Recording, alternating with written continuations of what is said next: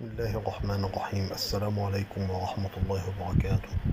نتائج مباريات اليوم السبت 9/8/2025 الدوري الهولندي وترتيب الهدافين وجدول ترتيب الفرق.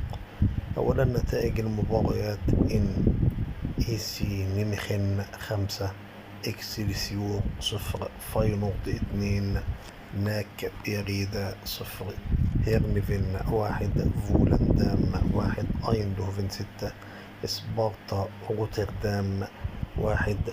بهذه النتائج يصبح جدول ترتيب الدوري الهولندي: أيندهوفن 3 نقاط، إن إي سي ميونخن 3 نقاط، فاينورد 3 نقاط، فورتانا سيتارد نقطة، جو أهيد إيجلز نقطة، فولندام نقطة، هيرنفن نقطة، أياكس إيزد القمار، جورنخن تيفنتي أوتريخت، هيركليز زافولا، تيليسار لم يلعبوا، ناك بيريدا لا شيء من النقاط، سبارتا روتردام لا شيء من النقاط، إكسلسيور لا شيء من النقاط.